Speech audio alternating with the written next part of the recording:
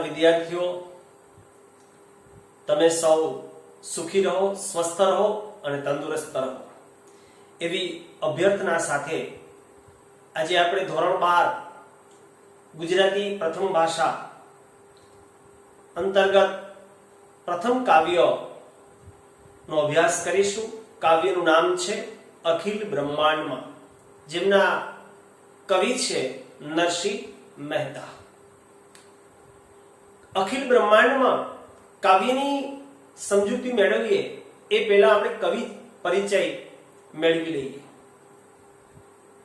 આપણે સૌ જાણીએ છીએ કે નરસિંહ મહેતા એ ગુજરાતી ભાષાના પ્રથમ કવિ છે અને ગુજરાતી ભાષાના પ્રથમ કવિ હોવાને કારણે એમને આદિ કવિનું અને આદ્ય કવિનું બિરુદ પ્રાપ્ત થયું છે।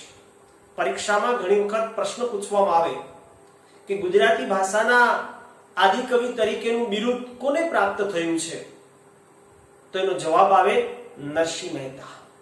યાદ રાખજો। બીજું એમ પણ પૂછાય કે નરસિંહ મહેતાને કયું બિરુદ પ્રાપ્ત થયું છે, તો એનો જવાબ આવે આદિ કવિ કે આદ્ય કવિ। તો આ રીતે ગુજરાતી ભાષાના આદિ કવિ તરીકેનું બિરુદ પામેલા નરસિંહ મહેતાનો જન્મ ભાવનગર જિલ્લાના તળાજા શહેરમાં નાગર કુટુંબમાં થયો હતો, પણ એની કર્મભૂમિ જુનાગઢ શહેર રહેલી। એટલે પરીક્ષામાં એવો પણ પ્રશ્ન પૂછાય કે નરસિંહ મહેતાનો જન્મ કયા શહેરમાં થયો હતો, તો એનો જવાબ આવે ભાવનગર જિલ્લાનું તળાજા શહેર। પણ નરસિંહની કર્મભૂમિ કયું શહેર છે એવો પ્રશ્ન જો પૂછાય તો એનો જવાબ આવે જુનાગઢ શહેર। આમ બંને રીતે પ્રશ્ન પૂછી શકાય, એટલે આપણે બંને રીતે એ પ્રશ્નોને યાદ રાખીશું। નરસિંહ મહેતાના જીવન વિશે આપણને જે પ્રાપ્ત માહિતી છે એ અનુસાર 15મી સદીમાં થઈ ગયેલા આ ભક્ત કવિ એ નાનપણમાં જ માતા પિતાની છત્રછાયા ગુમાવેલી, ભાઈ અને ભાભીના આશરે એવો મોટા થાય છે અને કોઈ કારણવશ ભાભી મેણું મારે એટલે 14 વર્ષની ઉંમરે એ ઘર બહાર ત્યાગી અને નીકળી પડે છે। ગોપીનાથ મહાદેવનું મંદિર આવે, એની પૂજા અર્ચના કરે, ભગવાન પ્રસન્ન થાય અને વરદાન માંગવાનું કહે તો નરસિંહ મહેતા કૃષ્ણની રાસલીલા જોવાનું કહે અને ભગવાન એ રાસલીલાના દિવ્ય દર્શન કરાવે। અને એ પછી તો નરસિંહ પોતાની જાતને એટલી ધન્ય માનવા લાગે કે એના જીવનની અંદર કૃષ્ણ કેન્દ્ર બિંદુ બની જાય છે, એનું સમગ્ર જીવન કૃષ્ણમય થઈ જાય છે। એમણે જે સાહિત્યનું સર્જન કર્યું છે, હુંડી, હારમાળા, શ્રાદ્ધ, મામેરું, વિવાહ, આ પાંચેય એમના આત્મચરિતાત્મક કૃતિઓના નામ છે। આ ઉપરાંત એમણે કૃષ્ણ ભક્તિના પદોનું પણ સર્જન કર્યું છે। અન્ય ચિંતન પ્રધાન સામાજિક કાવ્યો પણ લખ્યા છે। નરસિંહ એક કવિ હોવાના નાતે એમણે સાહિત્ય સર્જન નથી કર્યું, પણ એક ભક્ત કવિના ભાવે એમણે સાહિત્ય સર્જન કર્યું છે। કૃષ્ણની ભક્તિ કરતા કરતા પોતાના હૃદયમાંથી જે ભાવ સંવેદનાઓ એમને જગાડી એને શબ્દોમાં રજૂ કરી અને એ બન્યા ગુજરાતી સાહિત્યના ઉત્તમ પદો, જેને ગુજરાતી સાહિત્યમાં પ્રભાત્યા તરીકે ઓળખવામાં આવે છે। વિદ્યાર્થીઓ એવો પ્રશ્ન પણ પૂછવામાં આવે કે નરસિંહના પદોને કયા નામે ઓળખવામાં આવે છે, તો એનો જવાબ આવે પ્રભાત્યા। નરસિંહ મહેતાએ જુલના છંદમાં ઉત્તમ પ્રભાત્યા લખ્યા છે। જાગને જાદવા કૃષ્ણ ગોવાળિયા, ભોળી રે ભરવાડણ હરિને વેચવા ચાલી, જાગો રે જાગો જસોદાના જાયા। કેટલી ઉત્તમ રચનાઓ છે, ભાવ તરબોળ રચનાઓ છે। વહેલી સવારે પ્રભાતમાં આ રચનાઓને સાંભળો એટલે તમારો કાન તો આનંદ પામે, પણ તમારું મન અને તન પણ એક પ્રકારની ભક્તિ ભાવમાં તરબોળ બની જાય। એવી સુંદર પદરચનાઓ નરસિંહે આપણને આપી છે અને બધી જ પદરચનાઓ પ્રભાત્યા તરીકે ઓળખાય છે. વૈષ્ણવજન જેવું ઉત્તમ અને ગાંધીજીને પણ અતિ પ્રિય એવું એમણે કાવ્ય આપ્યું અને એ કાવ્યના માધ્યમથી નરસિંહ માત્ર ગુજરાતી સાહિત્યના જ નહીં, ભારતીય સાહિત્યના જ નહીં, પણ વિશ્વ સાહિત્યની અંદર પ્રખ્યાત બની ગયા કે એમણે વેદો અને પુરાણોના નિચોડ રૂપ ભાવ દર્શન એ કાવ્યની અંદર મૂકી આવ્યું. નરસિંહ પાસેથી આપણને જે જે પદો મળ્યા, જે ઉર્મિઓ મળી, એ ઉત્તમ હતી, સર્વોત્તમ હતી, કારણ કે એમના હૃદયમાંથી એ ભાવ છલોછલ સંવેદનાઓ એમણે લોકોની સમક્ષ રજૂ કરી. એક ભક્તિભાવ પૂર્વકની સાધનામાંથી એ સાહિત્ય આપણને મળ્યું છે.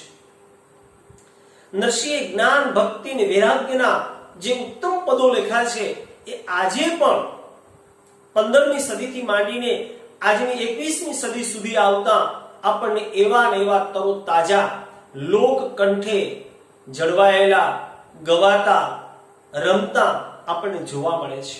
અને એ જ બતાવે છે કે નરસિંહના શબ્દમાં કેટલું સત્વ હશે. આવી ઉત્તમ પદરચનાઓમાંનું એક પદ જે આજે આપણે આપણા અભ્યાસક્રમનું છે, એનો આપણે અભ્યાસ કરવાનો છે, તો આપણે એમનો અભ્યાસ કરીએ. કાવ્યગાન અંતર્ગત શાળાની વિદ્યાર્થીની ગઢવી રાજલબેને આ પદરચનાને મધુર કંઠ આપ્યો છે. તો આવો માણીએ આ પદરચના. અખિલ બ્રહ્માંડમાં એક તો શ્રી હરિ જોજવે રૂપ અનંત ભાસે દેહમાં દેવ તો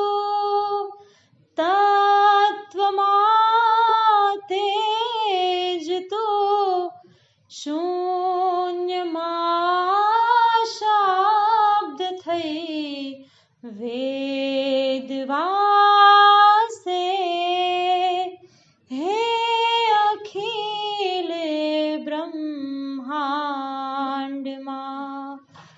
એક તો શ્રી હરિ પવન તો પાણી તો ભૂમિ તો ભૂધરા વૃક્ષ થઈ ફૂલી રહ્યો આકાશે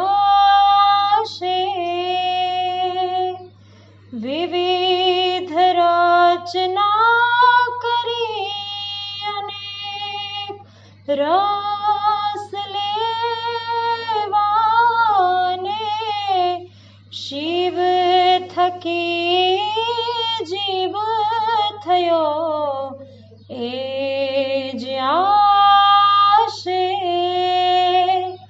હે અખિલ બ્રહ્માંડમાં એક તો શ્રી હરિ વેદ તો એમ વદે શ્રુતિ સ્મૃતિ શાખ દે કનક કુંડાળ વિશે ભેદ નો હોય ઘાટ ઘડ્યા પછી નામ રૂપ જોજવા અંતે તો હેમનું હેમ હોય હે અખિલ બ્રહ્માંડ બ્રહ્માંડમાં એક તો શ્રી હરિ ગ્રંથે ગરબડ કરી વાત ન કરી ખરી જેહને જે ગમે એને પૂજે મન વચન કર્મથી આપ માની લહે સત્ય છે જ મન એમ સૂજે હે અખિલ બ્રહ્માંડમાં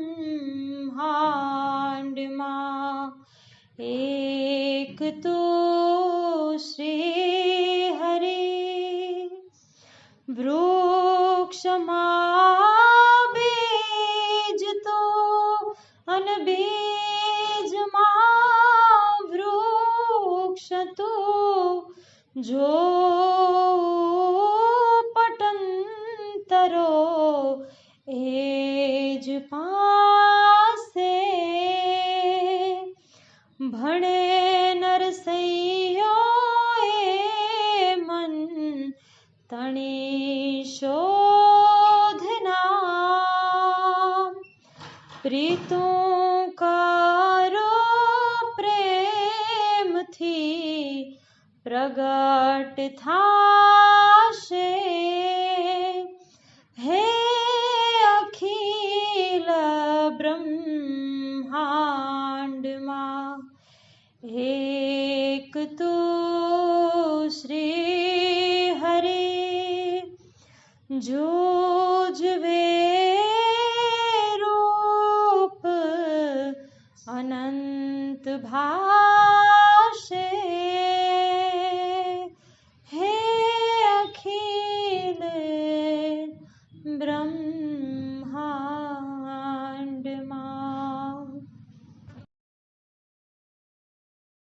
અખિલ બ્રહ્માંડમાં એ નરસિંહ મહેતા દ્વારા લખાયેલું ઈશ્વરની સર્વવ્યાપકતા આધારિત એક પદરચના છે.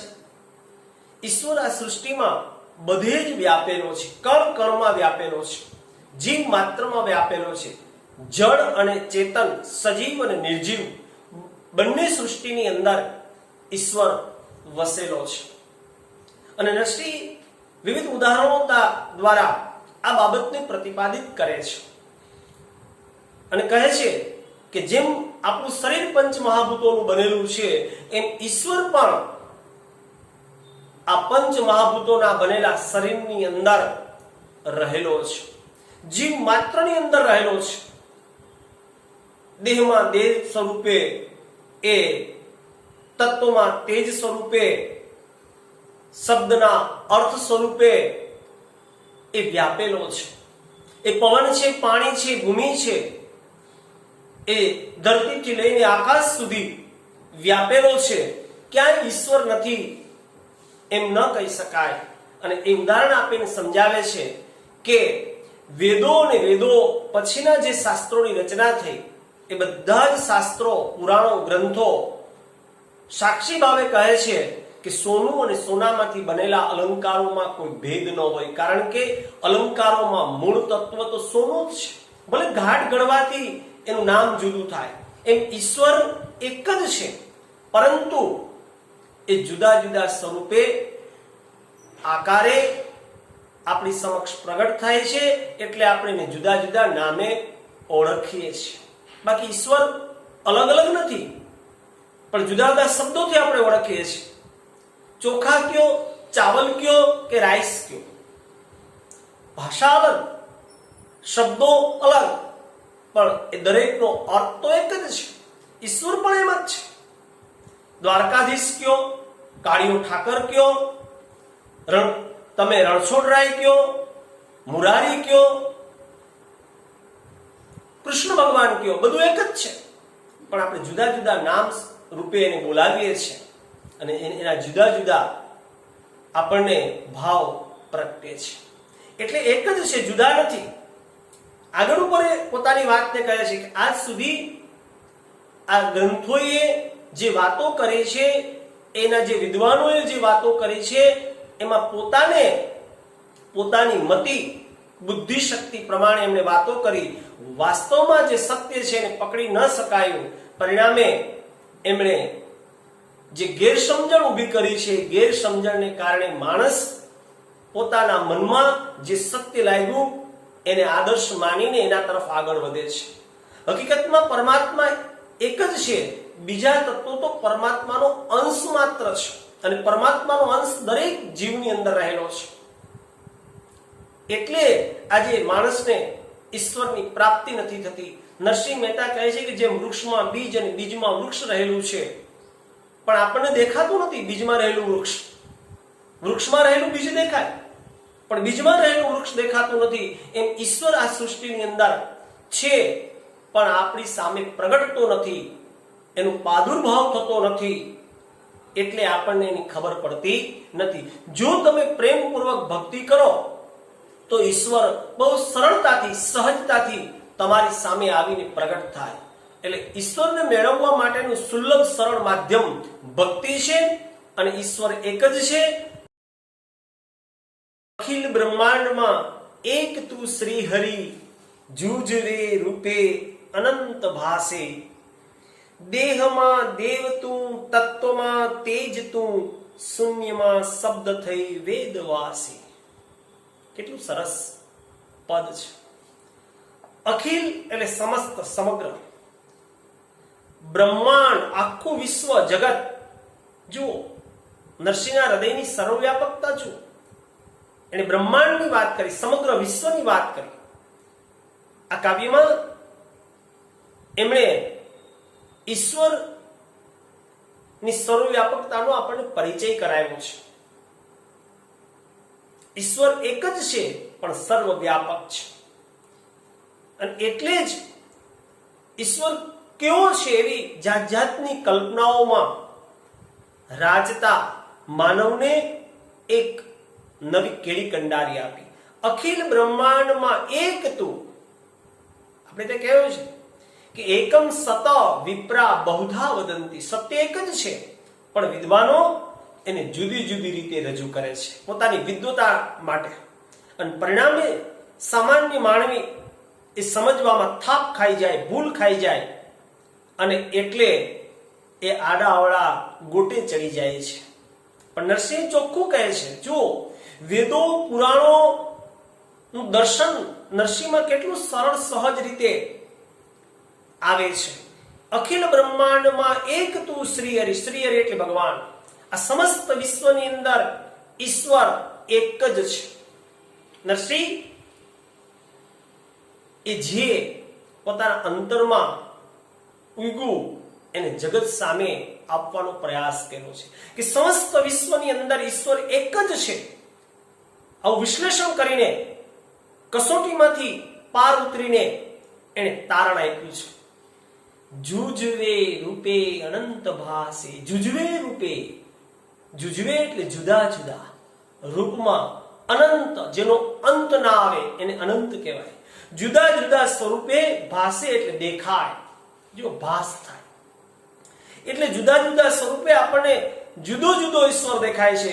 કોઈને જળમાં દેખાય, કોઈને ચેતનમાં દેખાય, કોઈને કોઈ પદાર્થમાં દેખાય, બીજાને બીજા પદાર્થમાં દેખાય. એટલે કહે છે કે સમસ્ત વિશ્વની અંદર ઈશ્વર તો એક જ છે, પણ જુદા જુદા લોકોને એનો જુદો જુદો અનુભવ થાય છે. જુજવે રૂપે અનંત ભાષે.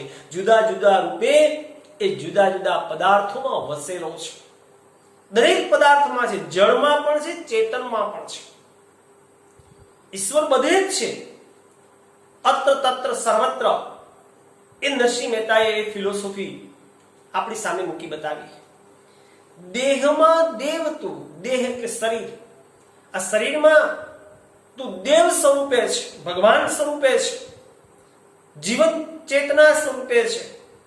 તત્વમાં તેજ તું. અને દરેક તત્વની અંદર જે તેજ છે એ તું છે. તમે જુઓ, જળ કે ચેતન, દરેક વસ્તુમાં તેજ હોય. વૃક્ષમાં પણ તેજ હોય, એની ડાળ કપાઈ જાય, છોલાઈ જાય, વેરાઈ જાય, એના પર રંદો લાગે, કરવત લાગે, પછી પણ એનું તેજ એવું ને એવું ચમકતું હોય. જ્યાં સુધી તેજ હોય ને ત્યાં સુધી એમાં પરમાત્મા છે, તેજ સ્વરૂપે પરમાત્મા વસે છે. જાત જાતના રંગ તમે જુઓ.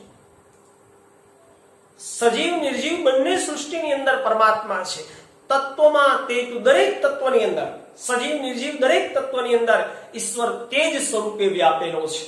તેજ એ ઈશ્વરનું પરિમાણ છે, એની ઓળખ છે. શૂન્યમાં શબ્દ થઈ વેદ વાસે, અને શૂન્યમાં શબ્દ થઈ વેદ વાસે. શૂન્ય એટલે જેમાં કાંઈ ન હોય, વેદ થઈ વાસે. શૂન્યમાંથી શબ્દ થયો. શબ્દનું સર્જન શેમાંથી થયું? શૂન્યમાંથી. જે કંઈ નહોતું એમાંથી કંઈક બનીને તું પ્રગટ્યો. કંઈક નથી એમ પણ નથી, અને કંઈક છે એમાં કંઈક છે એમ પણ નથી. આ ફિલોસોફી છે, આ તત્વજ્ઞાન છે. અહીં શું સમજાયું છે કે શૂન્યમાં શબ્દ થઈ વેદ વાસે. તો શૂન્યની અંદર શબ્દ રૂપે, જ્યાં કશું જ નહોતું એની અંદર તું શબ્દ રૂપે વિરાજમાન થયો અને વેદ સ્વરૂપે ઓળખાયો. વેદની અંદર પણ ઈશ્વર છે. શબ્દની અંદર ભારોભાર અર્થ ભર્યા છે. શબ્દ જે દેખાય છે ઉપરથી એટલો જ વિસ્તાર ધરાવતો નથી, એટલા જ એની અંદર બારાક્ષરીના અક્ષરો સમાયેલા નથી, પણ એમાં તો ભારોભાર અર્થો, ગૂઢ અર્થો, તત્વજ્ઞાન, રહસ્ય એમાં ભરેલું હોય. પવન તું, પાણી તું, ભૂમિ તું, ભૂધરા, વૃક્ષ થઈ ફૂલી રહ્યો આકાશે. નરસિંહ મહેતા આગળ ઉપર કહે છે કે હે ઈશ્વર, તું પવન સ્વરૂપ છે, તું પાણી સ્વરૂપ છે. પવન કે જેને સ્પર્શી શકાય, અનુભવી શકાય, પણ જેને જોઈ શકાતો નથી. ઈશ્વરને પણ અનુભવી શકાય, અનુભવજન્ય છે. અને પાણીનો કોઈ આકાર હોતો નથી, એમ ઈશ્વર પણ નિરાકાર છે. સમગ્ર સૃષ્ટિની અંદર જુદા જુદા આકારની અંદર એ સમાયેલો છે. દરેક તત્વની અંદર જે તત્વ જેવા આકારનું હોય એવા આકારમાં એ ભળી ગયો છે, એટલે ઈશ્વર આપણને દેખાતો નથી. પવન તું, પાણી તું, ભૂમિ તું, ભૂધરા. તું જમીન છે, તું ધરતી છે. ધરતીના કણે કણમાં તું વ્યાપ્ત છે. કણ કણ મેં હે ભગવાન. ભૂધરા, ભૂ એટલે જમીન, ધરતી, ધરા એટલે ધારણ કરનાર. એ અર્થમાં છે. જમીનને ધારણ કરનાર ભૂધરા. આ જમીનને ધારણ કરનાર કોણ છે? તો કે ભગવાન અને નરસિંહ મહેતાના ઈષ્ટદેવ કૃષ્ણ ભગવાન. હે કૃષ્ણ, તું પવન સ્વરૂપ છે, તું પાણી સ્વરૂપ છે, અને તું આ સમગ્ર ધરતીને ધારણ કરીને ઉભો છે. આ સમગ્ર સૃષ્ટિના કણે કણની અંદર તું વ્યાપ્ત છે. હર કંકર શંકર, એ ભાવના છે. અને એટલે કહે છે વૃક્ષ થઈ ફૂલી રહ્યો આકાશે. માત્ર ધરતીના કણે કણમાં જ નહીં, પણ એ ધરતીના કણમાં થી જે વનસ્પતિ ઉગે છે, જે પોષણ લઈને વિકાસ પામે છે, એ દરેક વનસ્પતિની કુપળ પર જે આકાશ તરફ, અવકાશ તરફ ઊંચે ને ઊંચે વધે છે, એ દરેક વનસ્પતિની જેમ તો આ અવકાશમાં, આ ખાલી જગ્યામાં, આ શૂન્યાવકાશમાં ચારે બાજુ વ્યાપેલો છે. ધરતીથી માંડીને આકાશ સુધી તું સર્વત્ર વ્યાપેલો છે. ઈશ્વર બધે જ છે, ક્યાંય નથી એમ ન કહી શકાય. આમ નરસિંહ મહેતા ઈશ્વરની સર્વવ્યાપકતા સામાન્ય માણસને સમજાવે છે. વિવિધ રચના કરી અનેક રસ લેવાને, શિવ થકી જીવ થયો એ જ આશ. ઈશ્વરે આ વિવિધ એટલે જુદી જુદી અલગ અલગ રચના કરી છે, સર્જન કર્યું છે, જુદી જુદી રચના કરી છે. ક્યાંક પહાડોનું સર્જન કર્યું, ક્યાંક કોતરોનું સર્જન કર્યું, ક્યાંક ખળખળ વહેતી નદીઓ અને ઝરણાઓનું સર્જન કર્યું, અને ક્યાંક ઘૂઘવતા સમંદરનું સર્જન કર્યું. આ બધું જ સર્જન ઈશ્વરનું છે. નાનકડા તૃણથી માંડીને આકાશને આમતા તરુણનું સર્જન પણ ઈશ્વરનું છે. એમાં કુપળ પ્રગટાવવી, એમાં ફૂલ બેસાડવા, એમાં ફળ ઉમેરવા, આ બધું જ કાર્ય, રસકસનું કાર્ય ઈશ્વર કરી રહ્યો છે. અને એટલે કહે છે કે આ વિવિધ રચના કરી. તમે જો કુદરતની આ બધી રચના કેવા પ્રકારની અલૌકિક છે. વિવિધ પ્રકારના રસની અનુભૂતિનો આનંદ લેવા માટે કરે છે. એટલે કહે છે અનેક રસ લેવા, જાત જાતના રસ લઈ શકાય. આપણા જીવન રસની અંદર આપણી સ્વાદેન્દ્રિયો 6 પ્રકારના રસ માણે: ખારો ખાટો, તીખો તુરો, કડવો અને મીઠો. જીભ દ્વારા રસની અનુભૂતિ આપણે પામીએ છીએ. સાહિત્યની અંદર 9 રસ છે, અને એ શૃંગાર રસ થી લઈને છેક શાંત રસ સુધી જવાય. શૃંગાર રસ, હાસ્ય રસ, કરુણ રસ, વીર રસ, અદ્ભુત રસ, રૌદ્ર, ભગવાન શિવજીનું તાંડવ નૃત્ય રૌદ્ર રસ. મનની અંદર ગુસ્સો પ્રગટે અને જે તોફાનની લાગણી ઉમટે એ રૌદ્ર, અને એ પછી ભયાનક જુગુપ્સા, નાકનું ટેરવું ચડી જાય એવું અણગમો આપણી અંદર ઉત્પન્ન થાય, જુગુપ્સા. અહીં બીભત્સ અને શાંત. આવા 9 રસ થકી સાહિત્યની સૃષ્ટિ એ જગતની સૃષ્ટિ કરતા ચડિયાતી બને છે. તો આવા વિવિધ પ્રકારના રસનો અનુભવ થાય. દયા, પ્રેમ, કરુણા, માનવતા, આવા વિવિધ પ્રકારના ભાવની અનુભૂતિ લેવા માટે હે ઈશ્વર ત્યાં વિવિધ રચના કરી છે. તમે જો કેટલાક દ્રશ્યો જોઈને તમારા મોઢામાંથી અરે વાહ, કેવું અદ્ભુત, કેવું સુંદર. ક્યારેક આપણા મનની અંદર ગુસ્સો પ્રગટે, ક્યારેક આપણા હૃદયમાં જોમ પ્રગટે. માતૃભૂમિની રક્ષા કરવા માટે તમે જો દેશદાજની ભાવના છે, જોમ, જુસ્સો, આપણી અંદર વીરરસનો ઉદ્ભવ થાય. ઝવેરચંદ મેઘાણીની કવિતાઓ વાંચીને કેટલાય નવલોહિયા યુવાનો સ્વાતંત્ર્ય સંગ્રામની અંદર ઝંપલાવવા નીકળી પડ્યા. તો એ વીરરસનો અનુભવ, શૃંગાર પ્રેમરસનો અનુભવ, આવા જુદા જુદા પ્રકારના અનુભવો પ્રાપ્ત કરવા માટે શિવ થકી જીવ થયો તું એ જ આશે. નરસિંહ મહેતા કહે છે એટલા માટે શિવ એટલે કલ્યાણ. ભગવાન શિવ એ પણ કહે તું ઈશ્વરમાંથી માનવ થયો, સામાન્ય જીવ સ્વરૂપે તું જુદા જુદા જીવોમાં અવતર્યો. કલ્કી અવતાર, વરાહ અવતાર, તમે જુઓ નૃસિંહ અવતાર, આવા અનેક સ્વરૂપે તે જન્મ લઈને આ પૃથ્વી પર જ્યાં જ્યાં જે પ્રકારના તે રસો બનાવ્યા એ રસોનો આસ્વાદ કરવા માટે હે ઈશ્વર તે જુદા જુદા સ્વરૂપે આ પૃથ્વી પર તું પ્રગટ થયો છે. એ વાત નરસિંહે સમજાવી. ઈશ્વર શા માટે આવા વિવિધ પ્રકારની રચના કરે છે, આ રસનું સર્જન કરે છે? કારણ કે રસનો અનુભવ પોતે પામવા, મેળવવા, એ અનુભવમાંથી પસાર થવા માટે ઈશ્વર સમયાંતરે આ પૃથ્વી પર કોઈને કોઈ રૂપે પ્રગટ થતો હોય છે, આવતો હોય છે, એમ કહે છે.